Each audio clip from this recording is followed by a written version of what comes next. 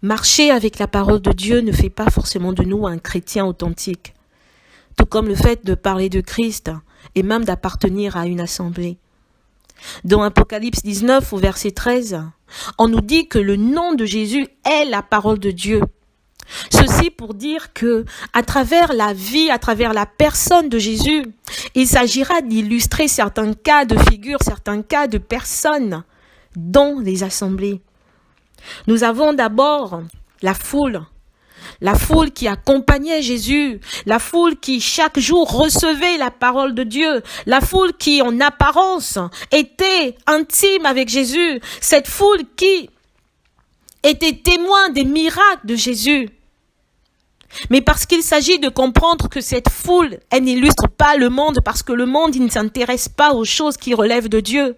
Cette foule, elle nous illustre, nous, en tant que peuple de Dieu, en tant qu'assemblée de Dieu. Et ce qui est marrant, c'est que contre toute attente, Jésus de dire dans la parole, dans Jean chapitre 12 au verset 37, que malgré tout ça, cette foule ne croyait pas véritablement en Jésus. Et nous sommes nombreux dans ce cas de figure. En dépit de tout, en dépit de l'apparence que nous montrons dans nos assemblées en tant que peuple de Dieu, nous ne croyons pas véritablement en Jésus. Nous croyons en Jésus beaucoup plus de la bouche et des lèvres, plutôt que du cœur. Et le Seigneur de dire que ce n'est pas tous ceux qui disent « Seigneur, Seigneur » qui font la volonté de mon Père. Mais avant de dire « Mais moi je ne me reconnais pas dans ce cas de figure, dans cette interpellation, moi je ne me retrouve pas parce que elle parle de manière généralisée. » La parole de Dieu de nous faire état de manière individuelle, d'indexer un peu plus personnellement les gens, nous. Et donc, nous avons par exemple l'exemple de Philippe. Philippe, c'est quelqu'un il avait une certaine intimité avec Jésus. Et Jésus de lui dire, pourtant, mais Philippe, il y a longtemps que je suis avec vous, mais toi, tu ne m'as pas connu. Comme Jésus peut interpeller quelqu'un aujourd'hui pour lui dire, mais Jean, Jacques, Marie, Paul, il y a longtemps que je suis avec vous en assemblée, il y a longtemps que je fais ceci, que je fais cela. Mais toi, tu ne me connais pas, mais toi, tu ne m'as pas connu, mais toi, tu n'as pas encore jusqu'à ce jour une certaine intimité avec moi, une certaine relation avec moi. Toi, personnellement, tu n'as pas encore la révélation de Dieu, la révélation de ma parole, la révélation de qui je suis pour toi. Il n'y a pas que des Philippe.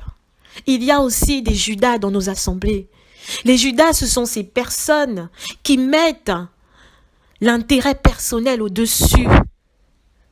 Ils mettent en avant ce qu'ils peuvent avoir comme privilège, comme apport social, matériel, financier.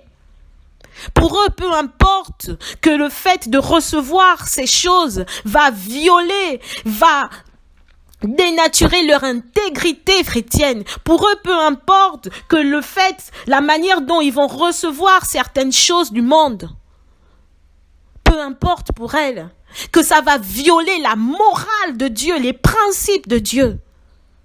Tout ce qui leur importe, c'est d'avoir ceci, cela. Alors que la parole de Dieu nous dit, cherchez premièrement le royaume des cieux et sa justice, et toutes ces choses vous seront données par-dessus tout. Elles font l'inverse. Avant de rechercher le royaume des cieux et la justice de Dieu, elles mettent d'abord l'accent sur les biens matériels. Elles mettent d'abord l'accent sur le fait d'accéder à un meilleur train de vie social. Je ne dis pas que c'est mauvais, mais c'est la manière dont elles s'emploient. Et alors qu'elles emploient en pratiquant des choses qui violent la morale de Dieu, mais aux yeux des gens, elles vont faire croire que ce sont des bénédictions de Dieu. Même si au fond de leur cœur, elles savent que ce n'est pas Dieu qui est la source de telles bénédictions. Et afin de nous rappeler qu'il n'y a que la bénédiction de l'Éternel qui enrichit, parce que la bénédiction de l'Éternel, elle ne sera jamais suivie du moindre chagrin. nous savons tous où les 30 pièces d'argent ont conduit Pierre, ont conduit Judas. Nous savons tous que ça l'a conduit à la mort, ça l'a conduit au chagrin, parce que ce n'était pas la bénédiction de Dieu, et parce qu'il s'agit de comprendre que toutes les bénédictions ne proviennent pas de Dieu. Et je vais finir par ce dernier cas.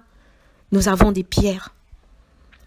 Avant d'être celui qui a régné Jésus pour préserver sa vie, Pierre avait également un autre aspect. Lorsque on lit la parole de Dieu, ce qui est frappant, c'est que dans Luc chapitre 22 au verset 31 à 32, Jésus il dit à Pierre que Pierre, quand tu seras converti, affermis également tes frères. Au cas où vous ne percutez pas ce que Jésus veut dire, ce qui est frappant ici, c'est que ça veut dire que dans Luc chapitre 1, jusqu'au verset 22, mais Pierre, il était cet homme qui, il œuvrait pour le Seigneur. Jésus les avait envoyés, il avait envoyé ses disciples 2 à 2. Mais Pierre, il faisait des choses au nom de Dieu. Pierre, il partageait la parole de Dieu. Pierre, il avait une certaine renommée, une certaine prestance parmi les disciples, parmi les apôtres de Jésus. Pierre, il illustre ces personnes qui, dans nos assemblées, ont un nom qui fait office de marque.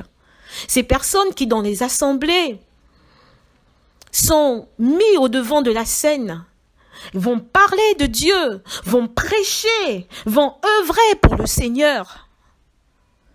Mais Dieu de dire, malgré tout ce que tu fais, tu n'es pas encore converti. Quand tu seras converti, affermis aussi tes frères. Ceci pour nous interpeller dans notre relation et dans notre intimité avec Dieu. On ne sert pas Dieu selon l'apparence. On ne sert pas Dieu avec un autre moyen. On sert Dieu d'abord avec notre cœur. Et donc la parole de Dieu de nous dire que si un homme ne naît d'eau et d'esprit, non seulement il ne peut voir le royaume de Dieu, mais il ne peut pas aussi y entrer.